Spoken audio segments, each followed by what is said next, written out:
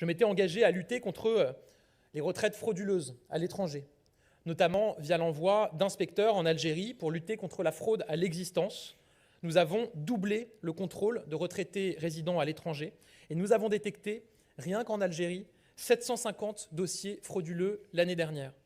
Je rappelle par ailleurs que depuis le 1er juillet 2023, c'était aussi l'un de mes engagements, il est tenu, il n'y a plus de versement d'allocations sociales sur des comptes bancaires étrangers en dehors de l'Union européenne.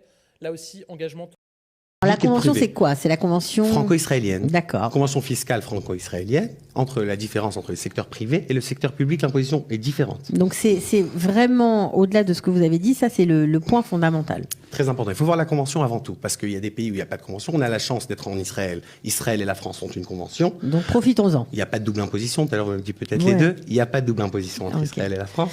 Donc on paye ou dans un pays ou dans l'autre pays. Voilà. Ce qu'il faut voir, c'est la convention. Alors si on a une retraite qui vient du secteur privé. Privé. Alors justement, l'article 18 de la Convention parle des retraites du secteur privé.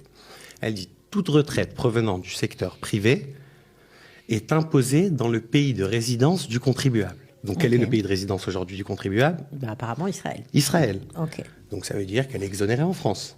Ok. C'est du secteur privé. Donc le secteur privé, vous savez, c'est très important de dire ce que je vais dire maintenant.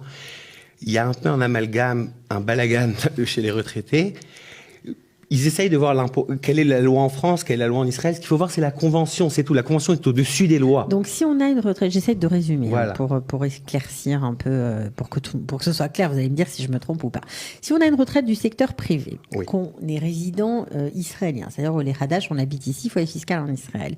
Donc, on bénéficie de 0 à 10 ans d'ALIA d'une exonération totale des impôts. Ah, voilà. Alors, comme vous m'avez dit, une retraite du secteur privé, elle n'est pas imposée en France, elle est imposée en Israël. Maintenant, en Israël, comme vous venez de dire, il y a une exonération de 10 ans. Voilà. Donc, pour toutes les personnes qui sont venues après le 1er janvier 2007. C'est important de dire. Important de le préciser. Ils ont 10 ans d'exonération et les retraites sont considérées comme des salaires provenant de l'étranger, donc exonérées à 100%. Pendant 10 ans, si vous répondez à ces critères, vous ne payez pas d'impôts. Mais j'adore quand vous venez dans ce studio, Nathalie, vous annoncez toujours de bonnes nouvelles. Ni en France, ni en Israël. Il faut savoir que cette exonération, c'est vraiment quelque chose d'énorme. C'est un gros cadeau. Aujourd'hui, on parle beaucoup de l'Italie qui impose à 7% pendant les 5 premières années. Là, on est à 0 pendant 10 ans. C'est énorme. C'est énorme. Bon, alors, si vous avez une petite retraite, ça vous dit rien. Mais enfin, si vous avez une grosse retraite, c'est vraiment un bel avantage. Et pour savoir dans quelle retraite, quel type de retraite, c'est bien de vraiment s'orienter